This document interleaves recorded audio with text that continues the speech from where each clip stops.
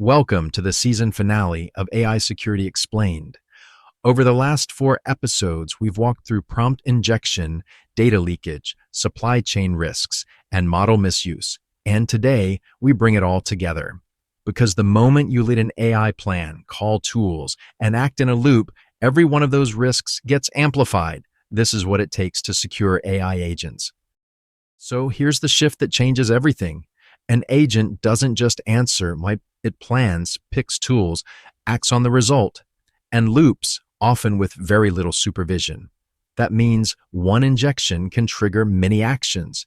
Errors compound across the loop, and the whole thing runs faster than you can react. An agent is really all 4 prior risks: injection, leakage, tool use, supply chain, wired together and set loose, contain autonomy, and you contain it all. So let's pin down the definition before we go further. An AI agent is an LLM that plans, uses tools, and acts in a loop to reach a goal. And that loop is what turns a polite chatbot into an autonomous actor inside your systems. It decides and it does, over and over.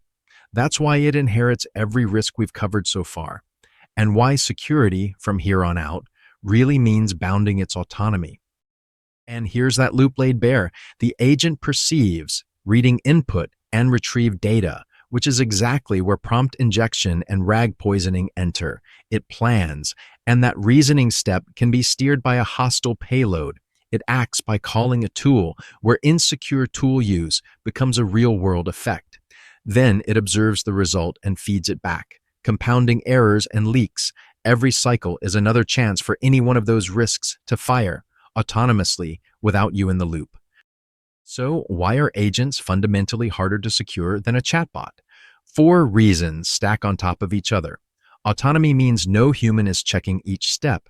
Looping means a small error or hijack repeats and compounds instead of dying out.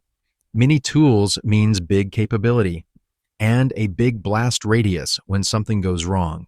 And persistent memory means a single poisoned thought can survive across steps, quietly steering future decisions.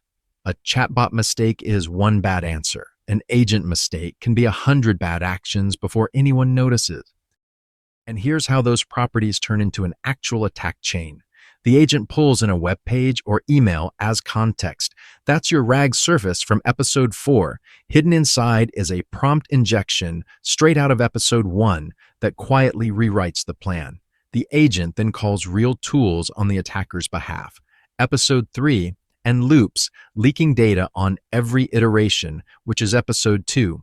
One run, all 4 risks chained together. That's exactly why the finale is about bounding the whole system, not patching one piece.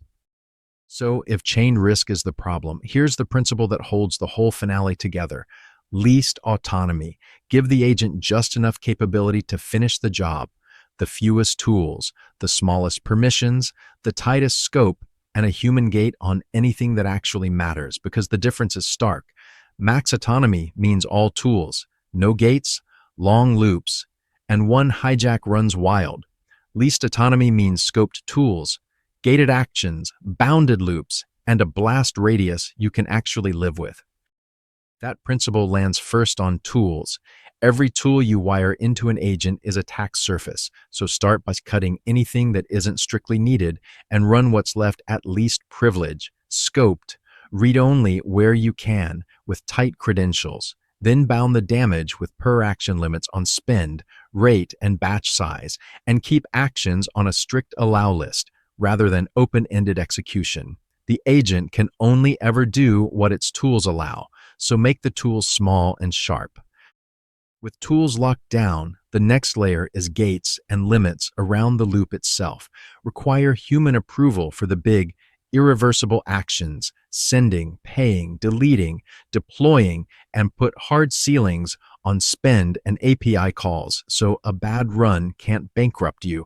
Bound the loop with max steps and max time, because no agent should run forever, and wire in a kill switch you can hit instantly, no questions asked.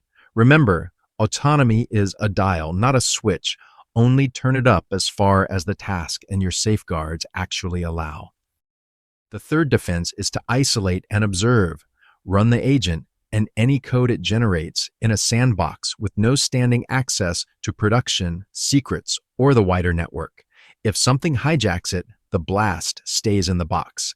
Then log everything, every plan, every tool call, every result, with alerts on anomalies. Think of it as observability for agents. When one goes off the rails, the trace is how you catch it and shut it down. Put it all together and you get the layered defense stack. Scope the tools to the fewest. Least privileged, allow listed set. Gate and bound them with human approval. Hard step, time, and spend limits. And a kill switch. Isolate the agent and its code so there's no standing access. And observe everything with alerts that can stop the run. No single one of these is enough, but stack them and a hijacked agent hits wall after wall. Before we wrap, let's clear up 3 myths that keep showing up in production. First, more autonomy doesn't make a better agent. It just widens the blast radius. The best agents are tightly scoped to their job. Second, a smarter model doesn't fix the risk. It just becomes a more capable actor when hijacked. And third, guardrails in the prompt aren't enough. As we saw in episode 1, prompt rules can be overridden. Real bounds live in code, tools, limits, and sandboxes.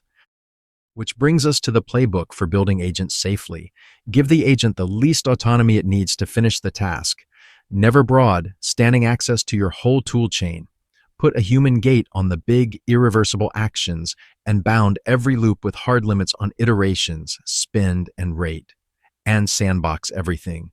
Log every step, run in isolation, and keep production behind a real boundary, not a polite instruction in the prompt. And the good news is, you don't have to build any of this from scratch. For sandboxing, reach for gvisor, Firecracker, or WASM runtimes, scope permissions per tool with least privilege credentials, and wire in human-in-the-loop approval gates for the actions that matter. Then bound your loops with step and budget limits. Trace every plan, call, and result, and wrap the whole thing in guardrail layers that check both inputs and outputs around the loop. So let's pull it all together. An agent plans, acts, and loops, and that autonomy is what amplifies every risk we've covered across this series into one system. The core principle to take with you is least autonomy for the task. Scope your tools, gate the actions that matter, bound your loops, sandbox execution, log every step, and always, always keep a kill switch within reach. And that closes the loop on the series. We started with prompt injection, hijacking the input. Then we worked through leakage, output handling, and supply chain, the data, the actions, and the components. This episode wires it all together under autonomy. Know the parts, then bound the whole. That's AI security, end to end. So if you take one rule from this whole series, take this one. Assume the agent will be hijacked, and then make sure it can't do much harm. Trusting the agent, broad access, free reign, means a single injection cascades everywhere it can reach. Bounding the agent, scoped permissions, gated actions, sandboxed execution, watched behavior, means that same hijack fizzles out. Same attack, completely different blast radius. If you want to go further, this series, prompt injection, data leakage, insecure output and tool use, RAG and supply chain risks, and securing AI agents is the map. It's the conceptual layout of the terrain. The Dargslan AI LLM Security Mastery course is where you actually build it. Hands-on labs that take real agents and bound them end to end. You'll find it at dargslan.com/courses. Before we close, I want to hear from you. How much would you actually let an AI agent do unsupervised? Read-only research, draft but don't send, or full autonomy with a budget and a credit card? Where's your line up? And just as important, where's your kill switch? Drop it in the comments. I read them. And that's a wrap on AI Security Explained. 20 episodes from the basics of prompt injection all the way to autonomous agents acting in a loop.